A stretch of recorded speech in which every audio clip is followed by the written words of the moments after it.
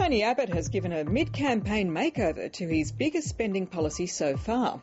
He's relaunched his paid parental leave plan. It would start later, be softer on business, but cost almost $9 billion in its first 2 years. That gave the Prime Minister the target for an all-day assault on Mr Abbott's economic credibility. Chief Political Correspondent Mark Simpkin. He says paid parental leave's close to his heart. Four girls. I only managed 3, so... Not enough red meat. So close, he's launched his policy twice. How do you tell the difference? You can tell the policies apart. The new one starts a year later and costs nearly $9 billion in its first 2 years. Good to see you. It's funded by a temporary 1.5% levy on big business, down from the 1.7% originally proposed, although the opposition can't say when the levy will be lifted.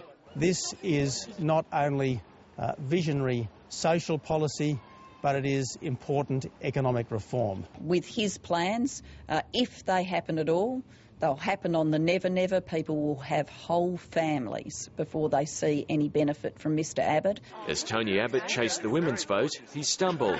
He's going to be a bit of a heartbreaker. Using a phrase often associated with anti-rape campaigns to rule out a debate with Julia Gillard. She's surely not trying to say to us that no doesn't mean no, because that's what she said. No, repeatedly, and when she said no, I believed her. Well, I really think he needs to explain what he meant by that. In relation to Tony Abbott's comments, I do think that they're inappropriate. I'm not going to cop this kind of vicious smear from the Labor Party. Julia Gillard initially wanted just one debate.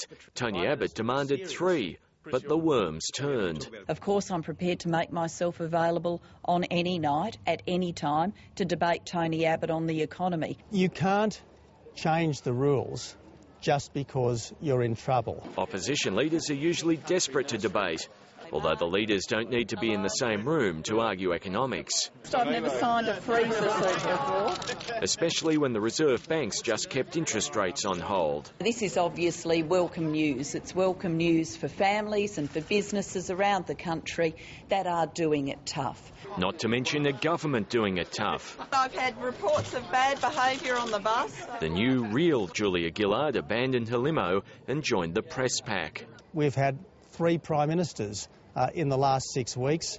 We've had Kevin Rudd, we've had real Julia, and we've had whatever existed between those 2 people. It's no coincidence the bus took Julia Gillard to marginal electorates where interest rates are the #1 issue.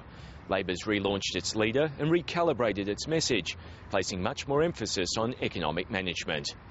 Mark Simpkin, ABC News, Canberra.